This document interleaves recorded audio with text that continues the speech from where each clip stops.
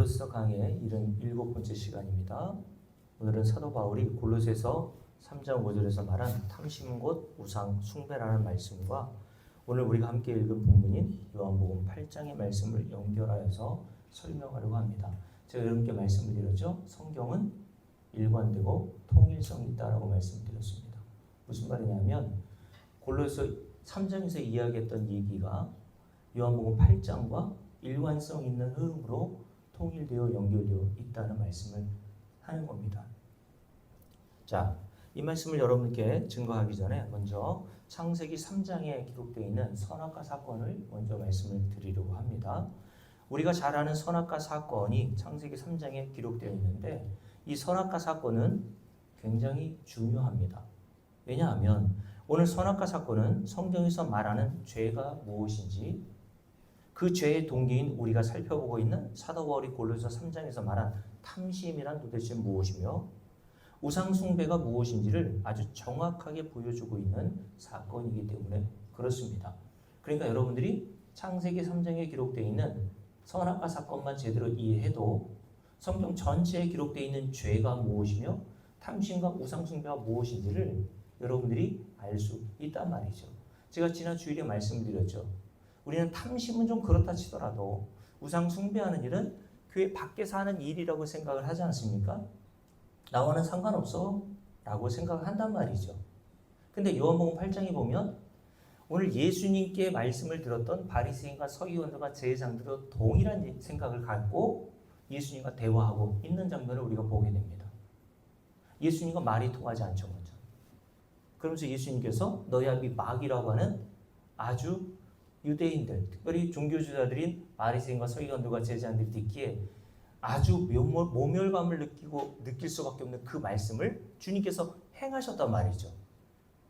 그때 이들이 다 뭐라고 반발합니까? 우리가 다 하나님을 믿고 있어.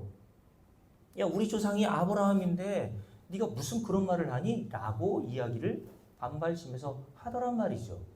그러니 여러분, 성경은 저 교회 밖에 있는 어떤 돌이나 나무를 깎아서 그 앞에 절하는 자들, 그건 다 우상숭배 맞아요. 그건 대놓고 우상숭배 하는 거고. 그렇지 않습니까, 여러분? 대놓고 우상숭배 하는 거예요. 근데 교회 안에서도 우상숭배 하는 자들이 있단 말입니다. 너희 아비 마귀야 라고 하는 말을 들을 자들이 있다는 얘기예요, 여러분. 그래서 제가 전에 한번 말씀을 드렸듯이 성경은 교회 밖에 있는 사람들에게 주신 말씀이 아니라 교회 안에 있는 저와 여러분에게 주시는 말씀으로 드린다고 말씀드렸죠. 그래서 여러분들이 제가 어떤 예화를 읽을 때 이렇게 생각하면 안 되죠.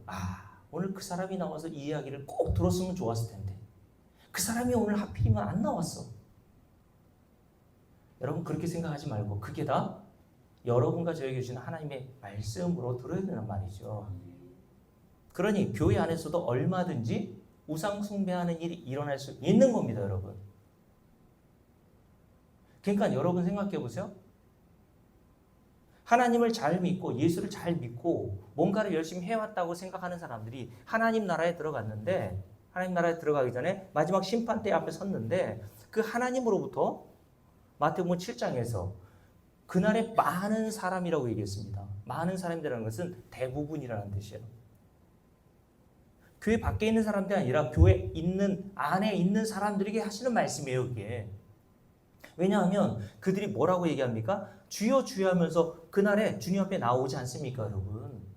다 하나님을 알고 예수를 믿었다고 하는 사람들이 마지막 심판대 앞에서 하나님 앞에 딱 섰더니 하나님께서 자신을 당연히 내가 한 일로 칭찬할 것으로 생각하며 기대하고 갔는데 그 심판에 하나님께서 뭐라고 하십니까? 불법을 행하는 자들아 내게서 떠나가라. 내가 너희를 도무지 알지 못한다. 라고 하시면서 그들을 외면하시더란 말이에요, 여러분.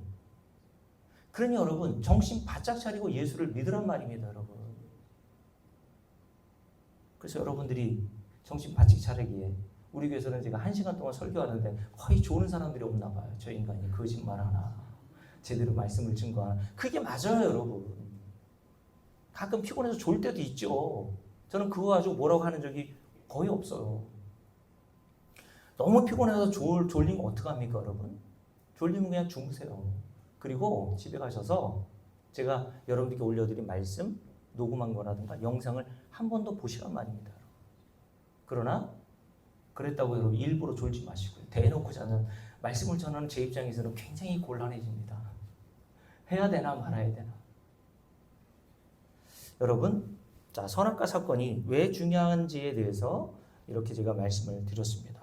그러면 여러분께 말씀을 드릴게요. 선악과 사건은 뭘 얘기합니까?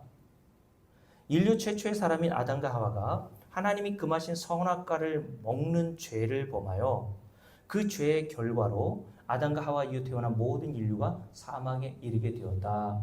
그게 사건의 줄거리죠. 그러면 이런 질문이 항상 따라오지 않습니까? 왜 선악과를 먹은 것은 아담과 하와인데, 그리고 그때는 나는 태어나지도 않았고 선악과를 먹은 적도 없는데 왜 모든 인류와 내가 사망에 이르게 되냐? 이렇게 질문할 수 있죠. 그 이유를 제가 자세히 오늘 설명하려면 이야기가 길어지기 때문에 한마디로 말하면 아담이라고 하는 사람은 한 개인이 아니라 모든 인류, 저와 여러분을 대표하는 대표자였기 때문입니다. 예를 들어서 이재명 대통령이 미국에 가서 트럼프 대통령과 협상을 하여서 계약을 맺고 거기다 사인을 했죠. 그래서 관세 15%가 정해졌습니다. 그런데 여러분, 그것은 저 여러분이 계약한 건 아니잖아요. 그렇잖아요? 그런데 그 계약의 효력이 우리에게 발생한단 말이죠. 왜요? 이재명 대통령은 대한민국 전체를 대표해서 트럼프 대통령과 계약했기 때문에 온 국민에게 그 영향이, 그 계약이 유효한 것처럼 아담과 하와도 마찬가지 역할을 하고 있었던 거예요. 아담은 저와 여러분의 대표였다니까요. 그래서 우리의 대표인 아담과 하와가 선악과를 먹는 그 죄를 범하여서 하나님이 약속하신 사망에 이르게 된 겁니다. 근데 우리는 이렇게 또 생각하지 않습니까? 야, 내가 그때 아담이었으면 선악과를 먹지 않았을 텐데. 제가 여러분께 전에 말씀드렸잖아요. 여러분은 선악과 한두 개 먹을 사람들이 아니라니까, 여러분. 광주리에 다발로 닦아가지고 그것을 집에 가서 먹을 사람들이지. 그러니까 우리가 이렇게 생각하면 안 된단 말입니다. 야, 다윗은 어떻게 인간이 왕이 돼서 그런 죄를 저질러. 그게 다 저 여러분에게 주시는 말씀이라니까, 여러분. 가룟 유다가 어떻게 예수님을 3년 6개월 동안 따라다니면서 결국 예수님을 배신하고 은 30냥에 갖다 팔아먹냐? 그런 인간이 어딨어? 그게 다 저 여러분 얘기를 하는 거예요. 하나님의 도움과 은혜가 없이는 우리가 다 그 자리에 가게 돼 있습니다, 여러분. 자, 다시 말씀드릴게요. 아담과 하와는 개인이 아니라 모든 인류를 대표하는 대표자이기 때문에 그가 선악과를 먹고 죄를 범함으로 온 인류가 그 사망이라는 결과를 주어지게 되었다라고 말씀을 드렸습니다. 이것은 제가 얘기한 것이 아니라 구약의 학자였던 사도 바울이 로마서 5장에서 12절에서 이렇게 얘기했던 바입니다. 그러므로 한 사람으로 말미암아, 여기서 한 사람은 아담을 얘기하는 겁니다. 죄가 세상에 들어오고 그 죄로 말미암아 사망이 들어왔나니 이와 같이 모든 사람이라고 되어 있어요. 죄를 치었으므로 그 사망이 모든 사람에게 이르렀느니라 라고 얘기했어요. 자, 그런데 아담과 하와의 이 선악과 사건에 있어서 우리가 반드시 잊지 말아야 할 중요한 것이 있어요.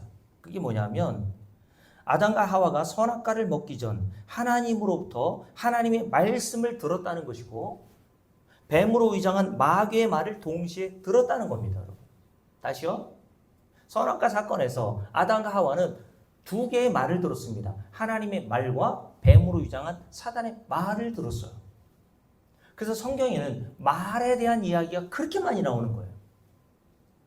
그래서 잠언서에 보면 선한 말은 뼈에 양약이 되나니 라고 말한 말씀이 기록되어 있는 것입니다, 여러분. 그 선한 말이라는 것은 그냥 윤리와 도덕적으로 우리가 어떤 위로가 필요한 사람에게 괜찮아요, 잘 될 거예요, 그런 것을 선한 말이라고 성경은 말하지 않아요. 제가 지난 주일에 한번 말씀을 드린 적이 있지 않습니까?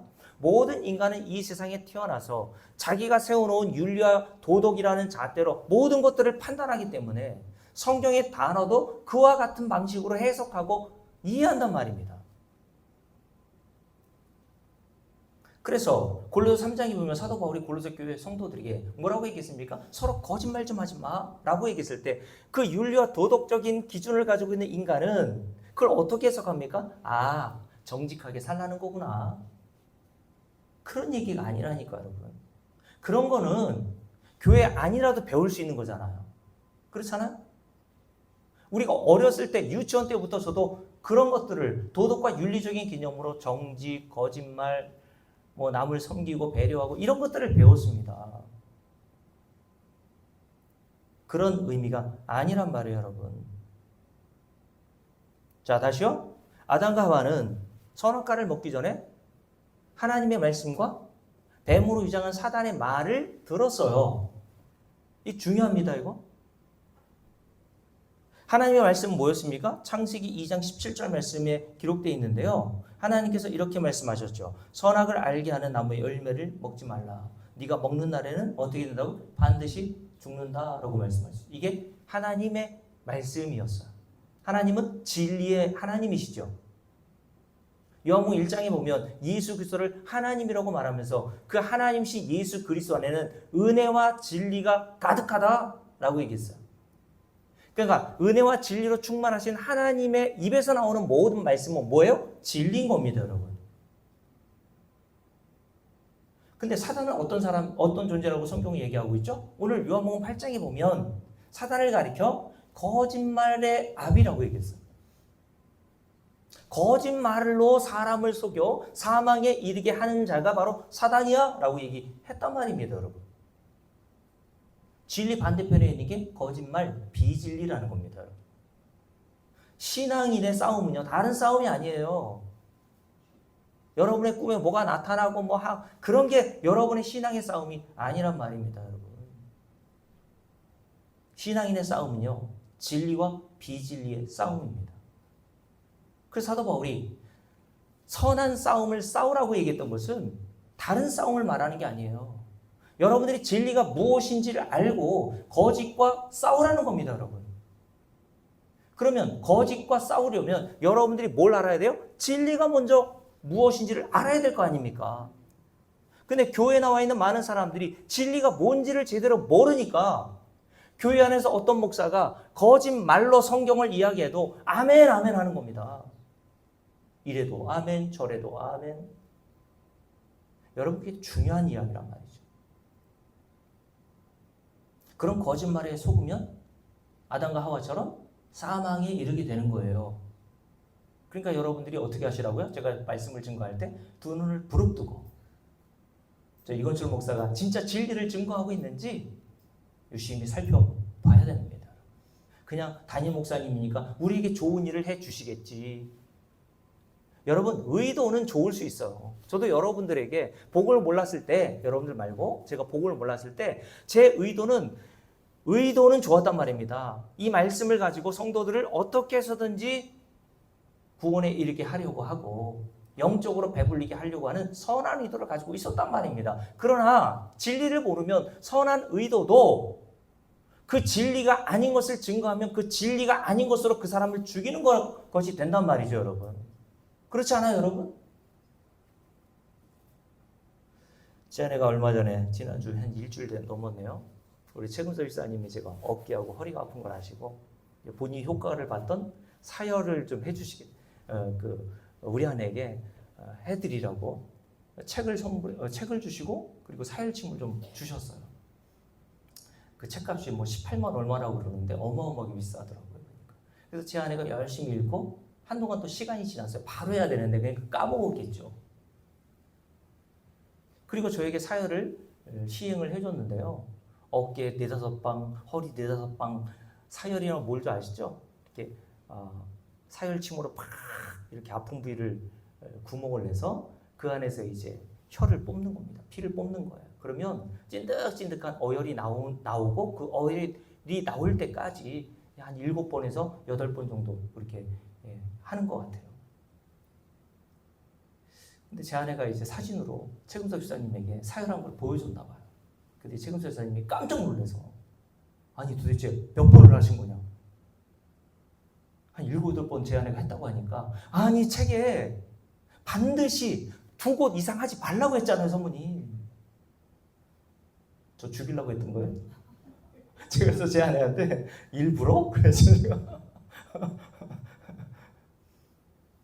그래서 어쩐지 그 다음날 제가 운동을 하는데 현기증이 나가지고 앞이 시꺼매가지고 안 보이더라고요. 그래서 잠깐 쉬기까지 했다니까요. 그래서 왜 그런가 생각했더니 2번만 하라 그랬는데 7, 8군데를 피를 뽑아내니까 그 현기증이 나고 이렇게 어지러웠던 거예요.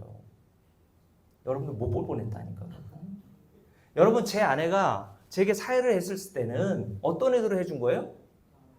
좋은 의도로 해주고 선한 의도로 해준 거 아니에요, 여러분. 저 죽으라고 한 건 아니잖아요. 그렇잖아요?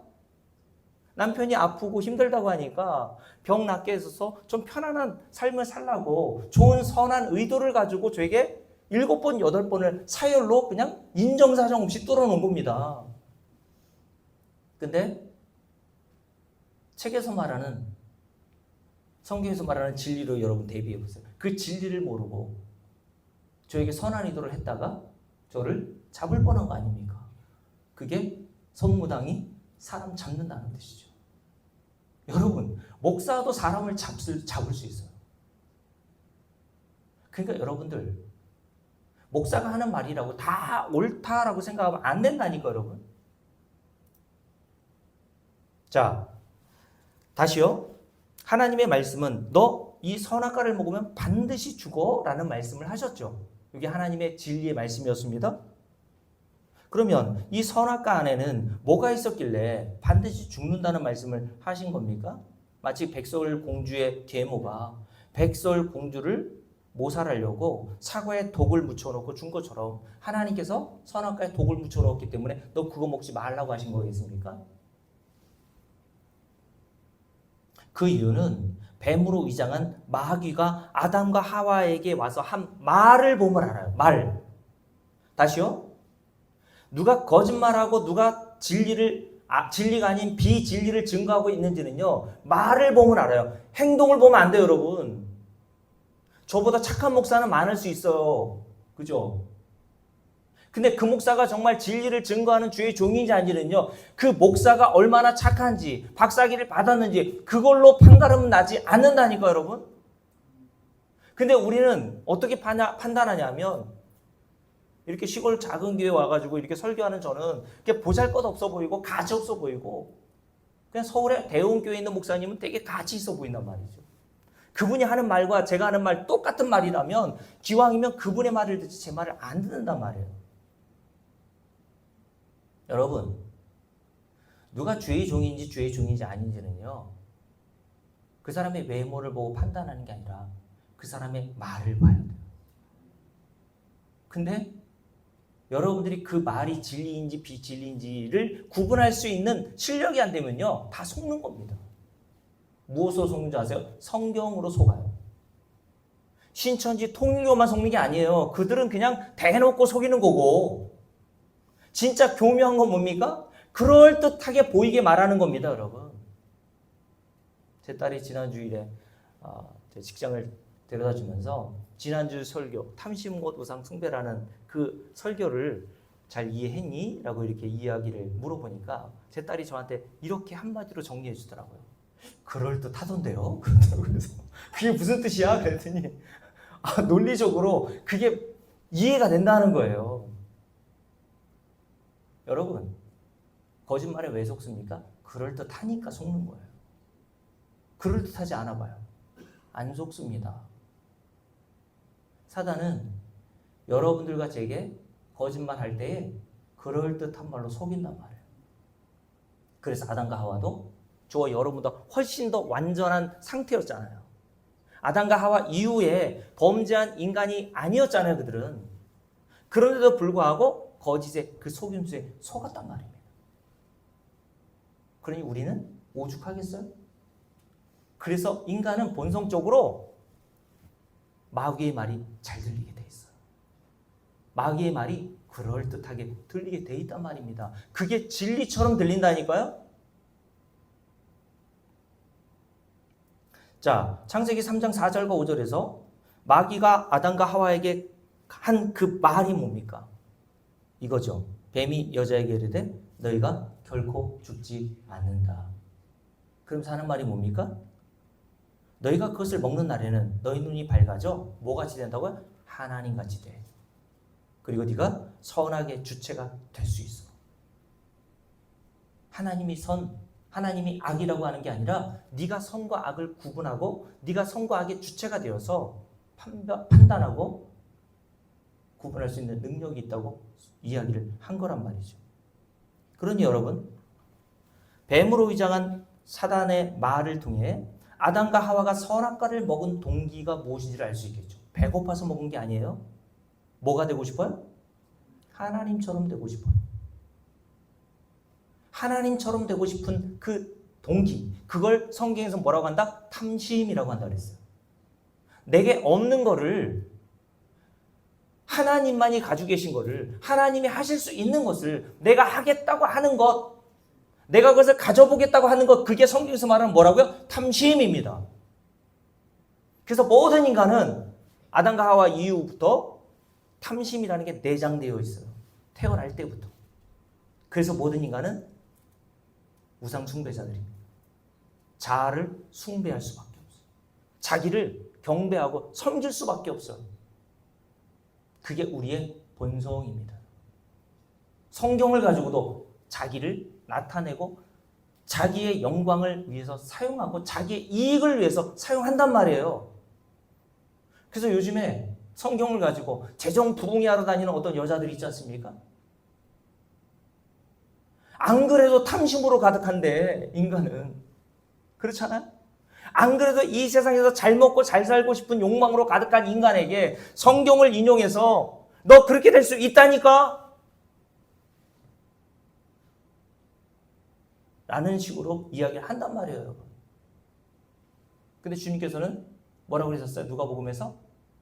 유산을 형과 내가 동일하게 나눠달라고 요청하러 온 동생에게 형이 그 유산을 다 가져갔나 봐요. 주님께서 그 동생에게 뭐라고 그러십니까? 탐심을 물리쳐라 라고 얘기했어요. 내가 그 일 온 줄 알아? 그 일 하러 온 줄 아니? 내가 너희 형이 유산이나 반으로 나눠달라고 나눠주게끔 하려고 온 줄 알아? 네 안에 탐심을 물리쳐. 근데 교회 안에 왔더니 그 탐심을 더 자극해줘요. 할 수 있어. 요한계시로 나오는 14만 4천 명 신천지에서 뭐라고 합니까? 14만 4천 명을 우리의 힘으로 만들어 보자. 그러면 곧 종말이 와.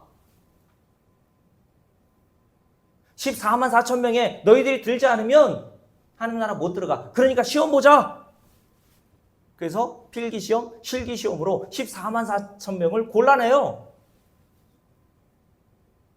여러분이 진리를 알면 그게 얼마나 거짓말이고 헛된 말인지 알죠. 인간의 영생과 구원은 언제 결정됐어요? 창세 전에 이미 결정되어 있는 겁니다. 여러분. 믿습니까? 이 진리를 알지 못하면 그 말에도 속는 거예요. 그러니 창세 전에 이미 하나님께서 태초 이전에 영생을 주실 자를 선택하여 놓으시고 그 선택하신 자들에게 복음을 들려주심으로 그 창세전에 선택하신 자들을 구원해 내시는 것은 인간이 할 수 있는 일이 아니라니까요. 하나님이 하시는 겁니다, 여러분. 근데 인간이 어디다 대고 그 일을 하겠다고 난립니까? 요한복음 6장 배우셨죠? 하나님의 일이 뭐라 그랬어요? 하나님의 일은 하나님이 보내신 자 예수를 믿는 게 하나님의 일인 거야. 근데 그 일을 내가 할 수 있다 그랬습니까? 요한복음 6장 44절. 아버지께서 내게로 이끌어주지 않으면 아무도 나를 믿을 수 없어. 그게 하나님의 일인데 그 하나님의 일을 내가 할 수 있는 일이 아니잖아요. 아버지께서 예수 그리스도를 믿게 해주시면 아무도 하나님의 일, 예수를 믿을 수 없어. 근데 인간이 그 일에 뭔가 보탬이 될 수 있다고 생각해요. 그러니 전도상이니 뭐니 그런 얘기를 하는 겁니다. 전도상이 어디 있습니까? 하나님이 다 하시는 거라면? 우리가 누군가에게 전도하고 나서도 우리는 고백할 게 이거 하나밖에 없다니까요. 주님께서 뭐라 그랬습니까? 주님, 저는 무익한 종입니다. 다만 내가 해야 될 일을 했을 뿐입니다. 주님. 고린도서 3장에서 사도 바울이 뭐라 그랬습니까? 자기는 고린도 교회에 가서 복음을 심은 자, 그 뒤에 온 아볼로는 그 복음을 심은 것을 위해 물을 준 자. 근데 사도 바울이 뭐라 그랬어요? 심는 자나 물 주는 자는 대단한 일을 했다고 했습니까? 아무것도 아니라 그랬습니까? 아무것도 아니로되. anything, nothing이라 그랬잖아요. 그러면서 그 뒤에 뭐라 그랬습니까? 오직 자라나게 하시는 이는 하나님 한 분뿐이십니다. 사도 바울이 다른 말 하는 게 아니라 나나 아볼로 없어도 하나님은 그 일을 하실 수 있어. 네가 뭘 했다고 그렇게 자랑하니? 하나님이 한 사람을 영생을 주시기 위해 태초 이전에 선택해 주셨고 선택도 하나님이 하시는 거잖아요. 그 선택하신 자들에게 반드시 이 역사 속에서 영생을 주시기 위해서 복음을 들려주시고 예수를 믿게 하시는 방법으로 구원하신단 말이에요. 그러니까 하나님 전부라는 뜻이죠. 인간이 할 수 있는 일은 영. 하나님 전부. 이게 성경 전체에서 말하는 복음입니다.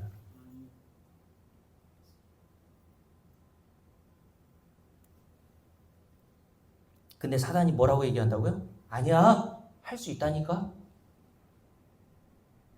너 그거 먹으면 살아. 하나님처럼 돼. 하나님처럼 되는 게 뭐겠어요? 여러분 출애굽기 3장에 보면 하나님께서 모세에게 나타나셔서 모세가 이름을 물었을 때 자기의 이름을 뭐라고 하셨습니까? 나는 스스로 있는 자다라고 얘기했어요. 2번에 걸쳐서 나는 스스로 있는 자야. 영어성에 보니까 I am who I am 이라고 있거든요. 나는 나야. 설명이 안 된다는 거예요. 그리고 나는 스스로 있다라고 하는 그 말 자체가 하나님이 어떤 분이시라는 겁니까? 나는 어떤 피조물의 도움이나 보호가 필요가 없이 홀로 생존이 가능한 존재야 라고 말씀하신 거예요. 그래서 사도행전 17장을 볼까요? 사도행전 17장을 보십시오. 자, 오늘 말씀 준비한 거 뭐 다 못하더라도 다음 주에 또 하면 되니까요. 하나의 진리를 알고 가는 게 중요합니다. 사도행전 17장 한번 보실까요? 자, 하나님은 성경에서 어떤 하나님으로 우리에게 말씀하고 있나요? 여러분들이 이걸 알아야 내가 진짜 하나님을 섬기고 있는지 아니면 성경에서 말하고 있지 않는 이름만 같은 하나님을 섬기고 있는지를 아는 거예요. 자, 17장 함께 읽습니다. 24절 함께 읽을게요. 우주와 그 가운데 있는 모든 만물을 지으신 하나님이라고 되어 있죠. 하나님은 천지 만물을 창조하신 하나님이십니다. 여러분 그 하나님을 믿으십니까? 그래서 사도 신경 우리가 외울 때 첫 문장이 뭐예요? 전능하사 천지를 창조하신 하나님 아버지를 내가 믿사오니. 이것도 못 믿으면 교회에 있을 필요가 없죠. 그러면서 이렇게 얘기하죠. 함께 읽습니다. 하나님께서는 천지에 뭐가 되신다고요? 주를 거느세요. 천지의 주제시니. 다른 성경 번역본에 보면 주인이라고 표현되어 있어요. 하나님은 하늘과 땅의 모든 것들의 주인이시다. 무슨 말이냐면 저와 여러분의 생명도 여러분의 것이 아니란 말입니다. 여러분. 여러분의 마음도 여러분의 것이 아니라니까요.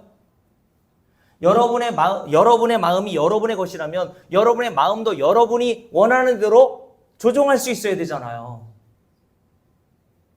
근데 왜 예수 믿는 자들도 우울증 걸립니까?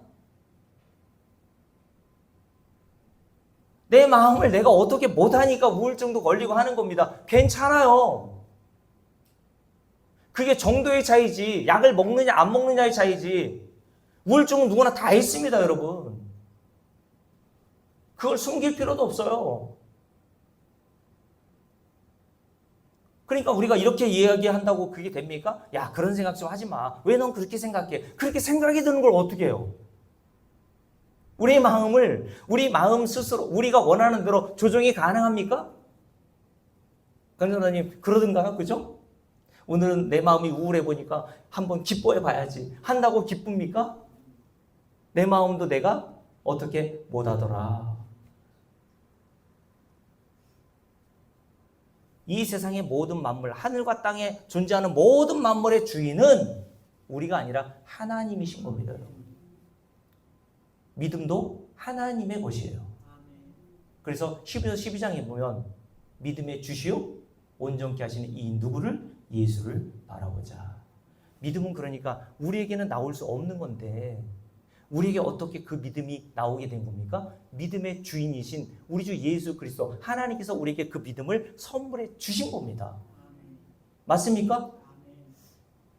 우리가 우리 것이라고 할 수 있는 것이 세상에 하나도 없어요. 그러니까 인간들은 착각하면서 사는 겁니다. 어이구 내 새끼, 어이구 내 새끼, 손주들 막 이러지 않습니까? 아이고 내 돈, 아이고 내 돈. 그럼 여러분 돌아가실 때 그거 가져가시지 그러세요? 제가 이제 장례를 여러 번 치러봤지만 그렇게 열심히 그냥 뼈 빠지게 번 돈을 가지고 가시는 분이 한 분도 없더라고요. 저희 아버지 옛날에 그 장례식 때 옛날 장례식은 집에서 했지 않습니까? 그럼 뭐 이렇게 수의를 입히고 뭐 수의의 특징이 뭐예요? 주머니가 없어요. 주머니가. 인간은 가져갈 게 없습니다, 여러분. 그래서 하나님께서 이 땅을 떠날 때 저와 여러분의 손을 어떻게 하게 하세요? 태어날 때는 내 거야. 근데 죽을 때는 다 손을 펴요. 여러분 이 세상 모든 만물, 이 모든 현상은요 진리를 담고 있다니까. 저와 여러분의 것이 없어요.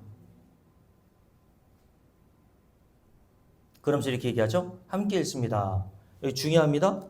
24절. 하나님께서는 천지의 주제시니 여기도 줄을 그어놓으세요. 어떤 손으로 지은 전에 계시지 아니하시고. 하나님은 인간이 손으로 지은 이 건물 따위에 계십니까? 안 계십니까? 안 계세요. 그러니 무슨 성전이라는 말이 필요합니까? 성전은 없어요. 여러분 우주보다 더 크신 분이 하나님이신데 인간이 지은 그 코딱지만한 건물 안에 어떻게 하나님을 모실 수 있어요? 그래서 사도행전 7장을 한번 볼까요? 이렇게 잡아놓으시고 사도행전 7장을 한번 보세요.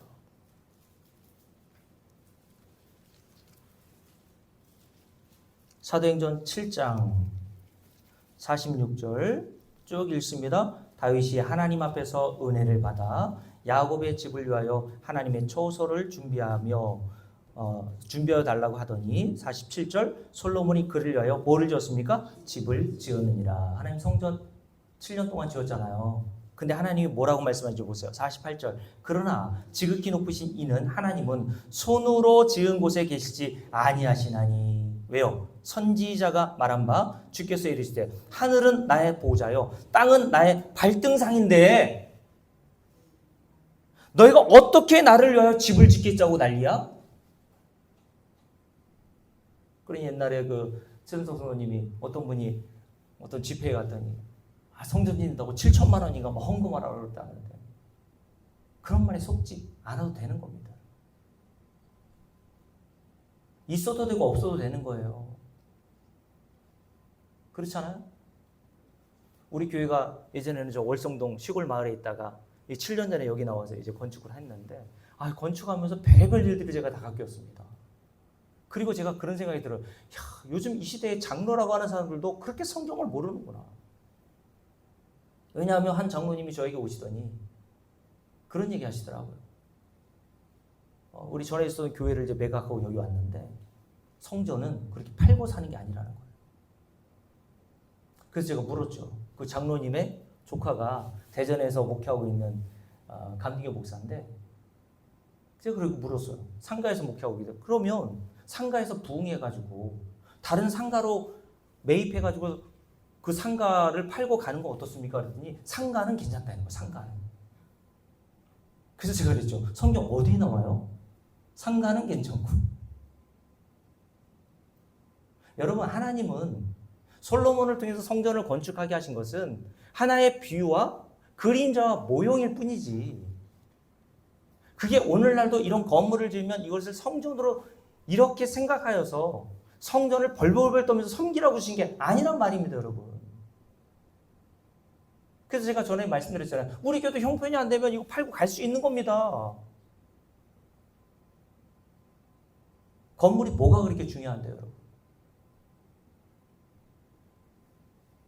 그러면서 이렇게 얘기하죠. 함께 읽습니다. 49절. 주께서 이르시되 하늘은 나의 보좌요 땅은 나의 발등상이니 너희가 나를 위하여 무슨 집을 짓겠으며 나의 안식할 처소가 어디냐. 이 모든 것이 다 내 손으로 지은 것이 아니냐 함과 같으니라. 무슨 말입니까? 너희들이 나를 위해서 집을 지어주는 게 아니라, 너희들이 나를 섬기는 게 아니라 내가 너를 섬겨줘야 되는 거야. 이게 피조물이 있어야 될 자리라니까요. 우리는 이 세상 모든 종교는요, 다 자기가 믿는 신을 섬기려고 하지 않습니까? 근데 오직 기독교만이 천지를 창조하신 하나님이 죄인인 저와 여러분을 섬겨주러 세상에 오신 겁니다. 이런데 여러분 아멘 안 하고 언제 아멘 안 하시려고 그래요? 그래서 우리 주님께서 뭐라 그랬습니까? 인자가 온 것은 섬김을 받으러 온 것이 아니라 내가 너를 섬겨주러 왔어. 널 대신해서 대속물이 되어 십자가에 죽어 너를 구원해 주기 위해서 내가 온 거야. 그러니까 무슨 말입니까? 구원은 네 스스로, 아담과 하와에게 사단이 얘기했던 것처럼 너 하나님처럼 돼. 너도 할 수 있다니까. 왜 꼭 하나님께 그렇게 은혜를 받는 방식으로만 구원을 받아야 되니? 구질구질하게 멋지게 네가 노력하고 힘써서 하나님의 은혜가 없이도 구원과 영생에 이르러 봐. 할 수 있다니까. 그게 어떤 말? 마귀의 말이었어. 그래서 이 세상 모든 종교는 자력구원이라고 했잖아요. 여러분 잘 보세요. 모든 종교에서 말하는 구원론은 자력입니다. 인간 스스로 구원과 영생에 이르러 보고자 하는 시도가 모든 종교의 사상에 다 담겨 있어요. 그래서 이슬람교 극단주의자들 중에 자살 폭탄 테러 하는 사람들이 있죠. 그 사람들이 왜 스스로 폭탄을 매달고 자살하는 줄 아십니까? 그들의 구원론은요, 자기가 믿는 신, 알라라고 하는 신의 가장 최고의 헌신의 표시는 순교입니다. 순교. 그래서 이 세상에서 다른 어떤 것보다 그 알라 신을 위해서 순교하는 자라면 그렇게 돼 있어요. 내세에 72명의 수처녀들, 결혼하지 않은 수처녀들의 그 옆에서 시중을 받고 이 세상에서는 누려보지 못한 모든 혜택을 내세에서 너 받게 될 거야. 그러니까 이 세상에서는 인도에는 카스트 제도 뭐 이런 게 있잖아. 그러니까 도저히 자기가 뛰어넘을 수 없는 어떤 환경에 있을 때 내세를 위해서라도 이 세상에 이렇게 살지만 내세에 가서는 두고 보자 라는 마음으로 폭탄을 매달고 자살하는 겁니다. 그게 여러분 모든 종교 안에 다 들어있다니까요. 모든 종교는 한마디로 말하면 인간 하기 나름이라는 얘기를 하는 겁니다. 인간 하기 나름이야. 사람이 뭘 하기 나름인 거야. 우리가 그런 말 많이 들어봤죠? 근데 교회에서도 그런 말을 하는 자들이 있다는 말입니다. 입으로는 다 은혜 하면서 결국 뭐라고 얘기하냐면 그래도 하나님의 은혜를 받으려면 은혜를 받을 준비가 돼 있어야지. 그러면 은혜를 받을 준비가 안 돼 있는 사람에게 은혜가 부어지지 않는다면 그 은혜입니까? 은혜가 아닙니까? 은혜를 받을 준비가 되어 있는 사람에게 은혜가 주어지고 은혜가 받을 준비가 되어 있지 않는 사람에게 은혜가 주어지지 않는다면 인간하기 나름인 거 아니에요, 여러분? 그럼 그건 은혜입니까? 보상입니까? 보상인 거예요. 근데 우리는 그 말이 어떻게 들려? 그럴듯하게 들리죠. 그래서 제가 어렸을 때도 하나님이 은혜를 주시려고 하는데 그런 비유를 하셨거든요. 부흥사님들이. 야, 비가 오는데 비를 받으려면 밥그릇이 이렇게 그 위로 들려 있어야지. 그 밥 공기가 이렇게 엎어져 있으면 비가 한 방울도 안 들어가잖아. 하나님의 은혜도 똑같아. 하나님이 너에게 은혜를 부어주려고 하는데 네가 아직 준비가 안 돼 있으면 그 은혜를 받을 수 없다니까.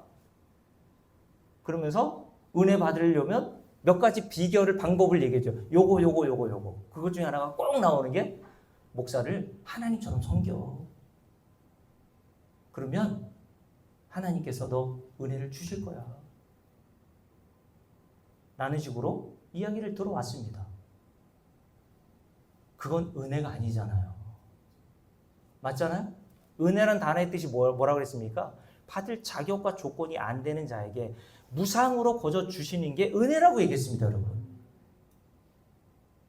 그러니까 이 세상 모든 만물을 통해서 하나님께서 그 은혜가 무엇인지, 하나님의 진리의 말씀이 무엇이고, 사단의 말, 이 세상에 말서 말하는, 이 세상 풍조가 말하는 그 마귀의 말이 무엇인지를 하나님께서 성도들에게만 알려주시는 거예요. 그건 거짓말이잖아. 자, 다시 사도행전 17장을 볼게요. 25절 함께 읽습니다. 또 무엇이 부족한 것처럼 사람의 손으로 섬김을 받으시는 것이 아니다. 하나님은 부족한 게 있습니까? 없으세요. 그러면서 이렇게 얘기하죠. 이는 만민에게 저와 여러분의 뭘 주세요? 생명과 호흡과 만물을 친히 주시는 이심이라 라고 말씀하세요. 즉 피조물은 어떤 존재? 창조주는 아무것도 부족한 것이 없고 홀로 생존이 가능하신 분. 그러나 피조물은 어떤 자? 오늘 말씀처럼 하나님께서 생명과 호흡을 친히 주셔야. 여기 다 써놓으세요. 구원, 영생, 복 다 써놓으세요. 하나님께서 복을 우리에게 거저 주셔야, 구원과 영생을 거저 주셔야, 생명과 호흡을 거저 주셔야 우리가 그 덕분에 사는 거다라고 말씀하는 거예요. 이 세상 모든 만물 안에 그것이 진리로 담겨 있다니까 여러분. 여러분 생각해 보세요. 하나님께서 저와 여러분의 생명과 호흡을 위하여 반드시 필요한 공기와 물과 같은 것들을 공급해 주지 않으면 여러분 하루라도 살 수 있나요? 1분 1초라도 생존이 가능합니까? 가능하지 않죠. 그러면 우리가 지금까지 생존이 가능했던 이유가 뭡니까? 창조주 하나님께서 우리의 생존에 필요한 모든 것들, 공기와 물을 지속적으로 공급해 주시는 은혜 덕분에 우리가 이렇게 살아 있는 거예요. 그러면 그것도 어떻게 하십니까? 돈도 받지 않으시고 무상으로 주신단 말이에요. 생각해 보세요. 오늘까지 여러분들이 생존을 위해서 하기 위해서 생존을 위한 일로 얼마나 많은 산소와 공기를 들이마시셨습니까, 여러분? 그런데 그 값을 하나님께서 한 번이라도 여러분에게 내라고 한 적 있어요? 이금 여사님, 지금 올해 70 넘으셨잖아요? 50대 초반인데 저보다 훨씬 많은 공기를 들이마시면서 생존을 하셨을 거 아니에요. 근데 하나님께서 너 70년 동안 그거 먹고 살았으니까 1년에 100만 원씩 너 계산해서 내 라고 하시던가요? 무상으로 주셨단 말입니다. 우리의 생존에 가장 근본적으로 필요한 그 모든 것들을 하나님이 거저 무상으로 주셨어요. 그래서 그 은혜 덕분에 우리가 여기 이렇게 앉아서 살고 있는 겁니다, 여러분.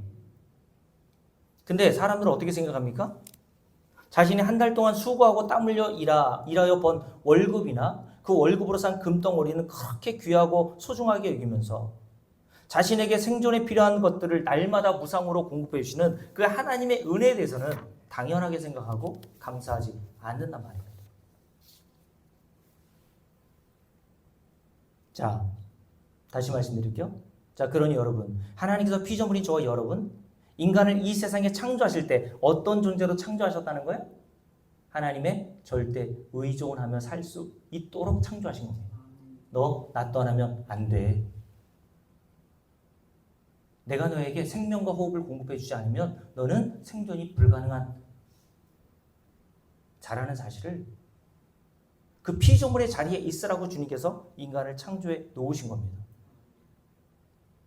여러분, 그러니 하나님께서 선악과를 만들어 에덴 동산에 중앙에 이것도 놓으신 이유는 뭘 의미합니까?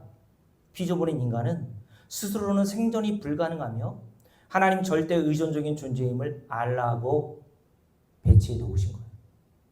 또한 그것이 하나님께서 피조물인 인간에게 있으라고 하신 자리이며 그 하나님 절대 의존의 자리에 있는 것이 하나님이 보실 때 어떤 상태? 보시기에 심히 좋았더라. 이것을 히브리어로 토브라고 얘기했고 토브라고 하는 뜻을 선하다라고 하는 의미로 제가 말씀드렸잖아요. 하나님이 저와 여러분을 보실 때 선한 자리는 다른 게 아니에요. 뭘 하라는 게 아닙니다. 하나님 절대 의존하며 살라는 거예요.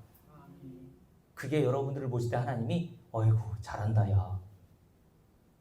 그게 바로 내가 너에게 원하는 선한 일이야. 그게 어떤 일이라고 했습니까? 예수 믿는 일이라고 했잖아요. 예수를 왜 믿습니까? 난 예수 없으면 영생과 구원에 이를 수 없는 불가능한 자임을 알기에 예수를 믿는 거예요. 그래서 율법, 이 성경은 우리의 불가능함을 그래서 막 폭로해내는 겁니다. 너 안 되잖아. 근데 마귀는 뭐라고 얘기합니까? 된다니까. 하나님처럼 될 수 있어. 하나님의 은혜 없이도 너는 생존이 가능한 자라니까. 영생과 구원을 얻을 수 있어 너는. 여러분 어떤 말이 더 듣기 좋아 보입니까 여러분? 인간의 불가능함을 얘기하는 복음보다는 할 수 있어요 라고 하는 마귀의 말이 더 잘 들리게 돼 있단 말입니다. 그래서 창세기 3장을 볼까요? 창세기 3장에 보면 마귀의 말을 듣고 그 선악과 나무가 어떻게 보였다고 하는지 한번 보십시오. 함께 읽어봅니다. 창세기 3장 한번 보십시오.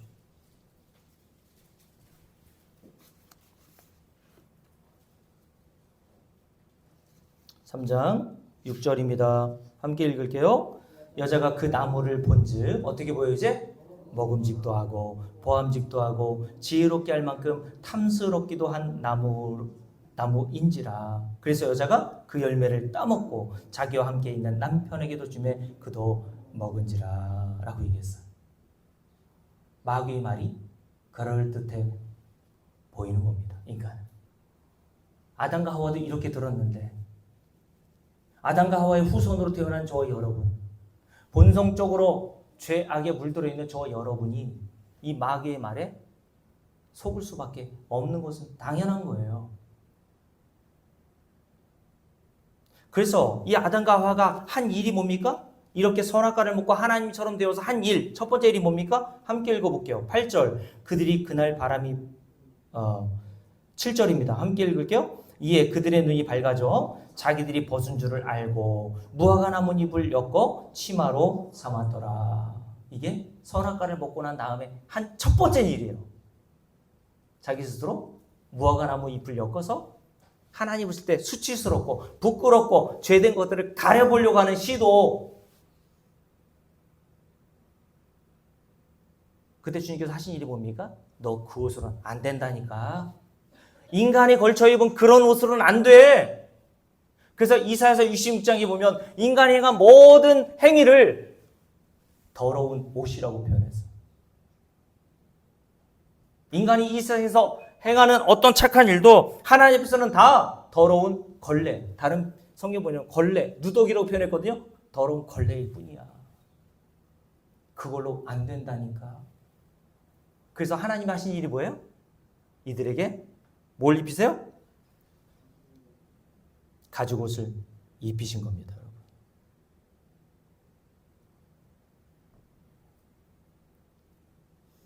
가죽옷은 어디서 났어요? 동물의 희생의 피로 말미암아 나온 거잖아요. 그분이 누구십니까? 예수라는 겁니다. 그러니 이미 창세기에 예수가 예표되어 있었고, 강정순 내가 너를 위해서 준비해둔 옷이 있어. 가죽옷이야. 예수 그리스도의 옷. 그래서 마태복음 보면 예복의 비유가 나오는 거예요. 그리고 계시록에 보면 모든 성도들이 성도들만 입는 세마포 흰 옷을 입고 있는 겁니다. 하나님께서 저와 여러분에게 이렇게 가지고 오신 예수 그리스도의 공로를 알게 해주시는 것이 하나님의 은혜인 겁니다, 여러분.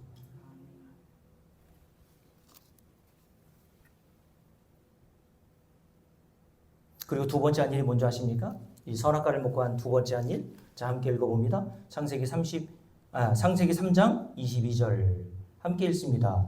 여호와 하나님이 이르시되 보라 이 사람이 선악을 아는 일에 우리 중 하나같이 되었으니 그가 그의 손을 들어, 줄을 걸으세요. 그가 그의 손을 들어 어디를? 무엇을? 생명나무 열매도 따먹고 영생할까 하노라. 이게 선악과를 먹은 인간이 한 일이에요. 스스로 손을 뻗어 생명나무의 실과를 자기가 획득하여 영생에 이르러 보려고 한단 말입니다. 주님께서 뭐라고 했습니까? 너 그거 먹으면 죽어. 내가 너에게 영생과 구원이라는 것을 먹여줘야 네가 영생과 구원을 얻는 거지. 네 스스로는 안 된다니까? 근데 마귀는 뭐라고 합니까? 아니야. 할 수 있어. 그래서 창세기 4장에 보면 이런 아담과 하와의 후손인 타락한 인간의 상징으로 등장하는 가인의 후손들이 뭐합니까? 4장을 볼게요. 함께 읽습니다. 4장. 자, 16절 함께 읽습니다. 가인이 여호와 앞을 떠나서 에덴 동쪽 놋 땅에 거주하더니 아내와 동침함에 그가 임신하여 에녹을 낳은지라. 가인이 뭘 줘요? 성을 쌓고 그의 아들의 이름으로 성의 이름을 에녹이라 하니라. 인간이 타락하여 계속 하는 일이 바로 자기의 생명과 생존을 위해서 뭔가를 한단 말이에요. 그래서 창세기 11장에는 노아 홍수 사건 이후에 뭐 했습니까? 바벨탑을 지었어요. 밑바닥에서 위로 올라가 보자는 거예요. 위는 뭐? 영생과 생명이라고 보셔도 돼요. 영생과 생명을 내가 이 바벨탑이라는 것을 한 단 한 단 쌓아서 그걸 내가 쟁취해 보겠다. 이게 마귀의 말을 듣고 인간이 행하는 일이란 말입니다, 여러분. 그게 모든 종교의 사상 안에 다 담겨 있다니까요. 근데 하나님의 백성만 뭐를 하는 줄 아세요? 그것이 가능하지 않다는 사실을 알고 무엇을 통해서? 말씀을 통해서. 우리가 지난 주일날 배웠잖아요. 간음이 뭔지, 살인이 뭔지. 간음은 그냥 부정한 육체적인 관계를 맺는 것만 간음이 아니라 마음에 여자를 보고 음욕을 품는 게 간음이라고 하셨죠. 그러면 하나님 보실 때 이 간음이라고 하는 죄를 짓지 않고 사는 사람이 있나요? 저보다 훨씬 착해 보이는 우리 송건 이사님 어떠세요? 나는 간음이라는 죄를 한 번도 져본 적이 없어요. 제 아내 위에는 눈길 한 번 줘본 적 없어요. 라고 말할 수 있나요? 제 신학교 동기인 설교 박사님이 계신데 이제 신학생들 이제 신학교에서 이제 신학을 가르치는 교수거든요. 근데 그 사모님이 저한테 얘기하는 거예요. 우리 남편은 그냥 자꾸 눈이 이렇게 돌아가는지 모르겠다. 설교 교수님이신데 그냥 자꾸 눈이 돌아간다는 거예요. 근데 제가 세종에서 함께 하던 나이 드신 분, 그 집사님이신데 저한테 했던 말이 아직도 기억나요. 그 얘기를 제가 해드렸더니 그분이 이렇게 얘기하시더라고요. 고개 끄덕끄덕 하시면서. 남자는 고개 돌릴 힘만 있으면 고개가 돌아가요. 그렇다고요.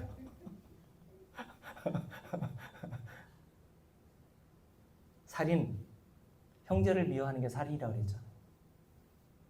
살인 안 합니까? 그럼 동성애는 뭡니까? 그냥 저기 남자하고 여자하고 그냥 하나님의 순리를 영리로 그렇게 진짜 사용하는 사람만 동성애? 예수 그리스도의 신부인 저와 여러분이 음료로 비유된 이 세상을 향하여 사랑하는 마음과 애정을 갖고 있는 게 그게 동성애 아니에요, 여러분?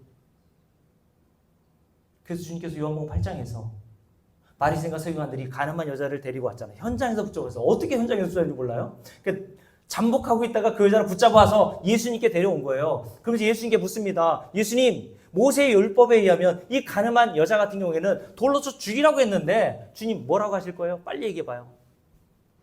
그때 주님께서 하신 일이 뭡니까? 바닥에다 글을 쓰셨어요. 2번이요. 무슨 글인지는 성경에 기록되어 있지 않았기 때문에 몰라요. 여러 가지 추측이 있어요. 그러면서 하시는 말씀이 바닥에 글을 쓰시고 일어나서 하시는 말씀이 뭡니까? 누구든지 죄 없는 자가 먼저 돌로 쳐. 그러자 그 말을 듣고 어른으로부터 나이 많은 남자들이 그 여자를 돌로 쳐 죽이려고 돌을 두고 있다가 돌을 다 내려놓고 슬그슬그 도망갔습니다. 그리고 다시 바닥에 글을 쓰셨어요. 2번. 1번, 2번 이렇게. 무슨 말입니까?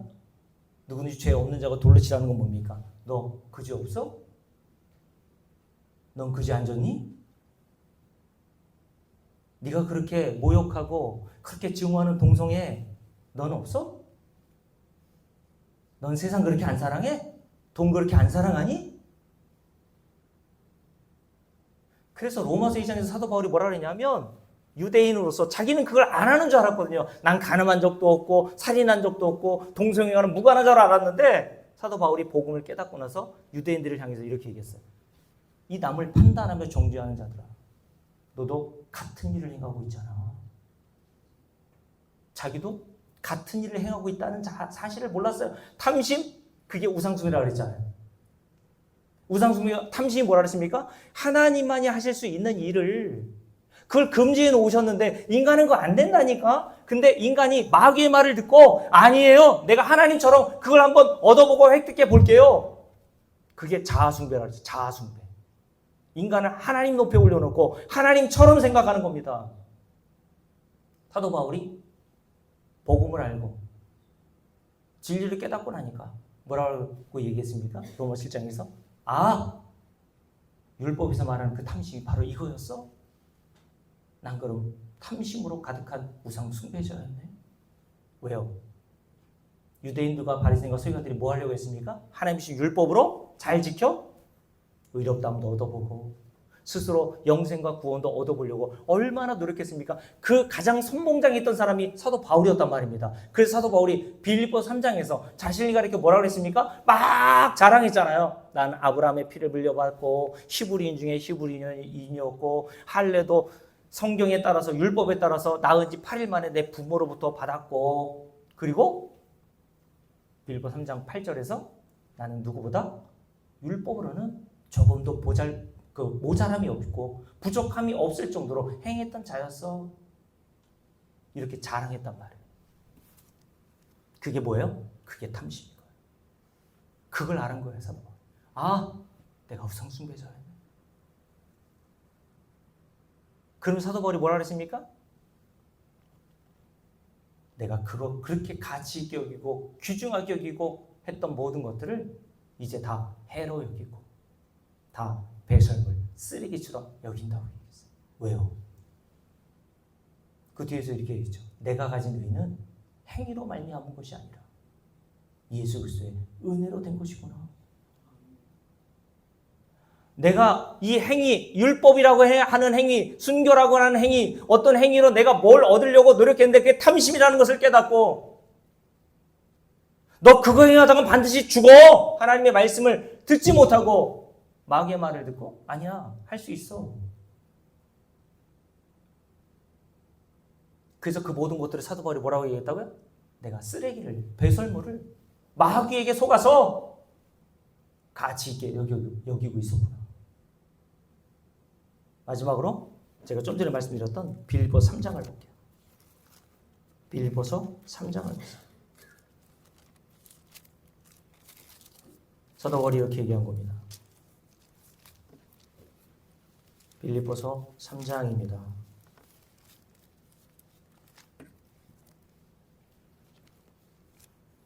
7절부터 쭉 읽을게 함께 했습니다. 그러나 무엇이든지 내게 그 유익하던 것, 그 윗부분에 이야기했던 자기가 그동안 가치 있게 여기고 자랑했던 것들을 얘기하는 거예요. 그 유익하게 생각했던 구원과 영생을 얻기에 뭔가 보탬이 된다고 생각했던 그 모든 것들을 이제는 어떻게 여긴다고요?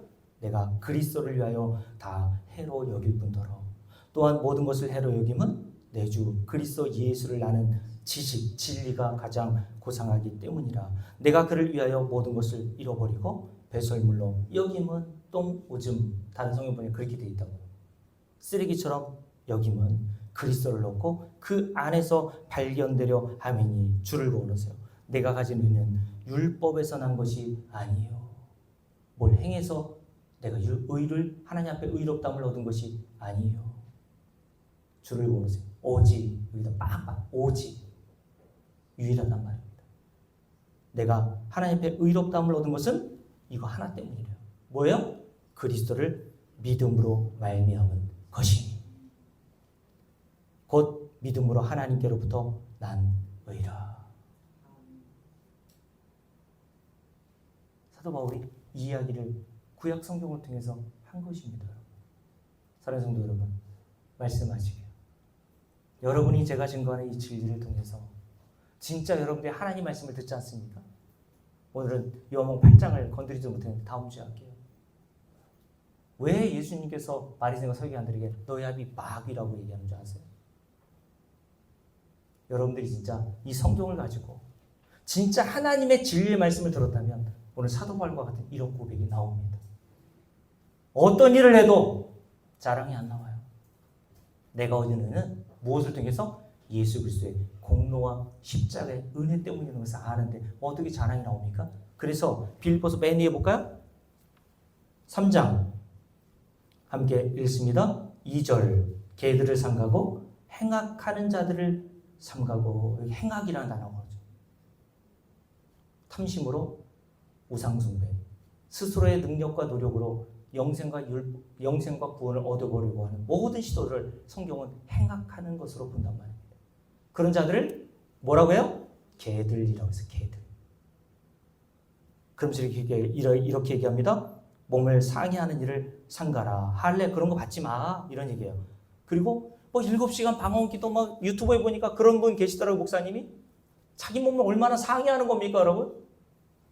그러니까 유튜브에 생중계하니까 다른 사람들이 이목도 있으니까 7시간 기도한다는 게 방언이 얼마나 힘들어요. 그러니까 요즘에는 좀 그 포맷을 좀 바꿨더라고요. 찬송도 했다가 기도도 했다가. 누가 그렇게 하라고 해요? 기도하지 말라는 말 아닙니다. 골방에 들어가서 하세요 그냥. 함께 읽습니다. 3절 하나님의 성령으로 봉사하며 그리스도 예수로 자랑하고, 줄을 걸어서 누구로 자랑한다고요? 그리스도 예수로 자랑하고. 그러면서 성도는 진리라는 사람은 뭘 이제 신뢰하잖아요? 육체를 신뢰하지 아니하는 우리가 바로 하나님께로부터 할례받은 구원받은 할례파 성도들이다라고 얘기한 거예요.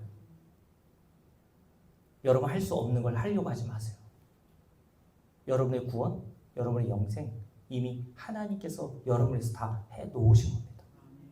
그 진리를 믿고 기쁘고 즐거운 마음으로 그 은혜를 주신 하나님을 섬기시란 말이에요. 그 섬김이 뭐예요? 뭘 하라는 게 아니라 절대 의존의 자리. 난 예수 이외에는 다른 게 소망하는 게 없습니다. 그 자리로 가란 말이에요. 함께 기도합시다.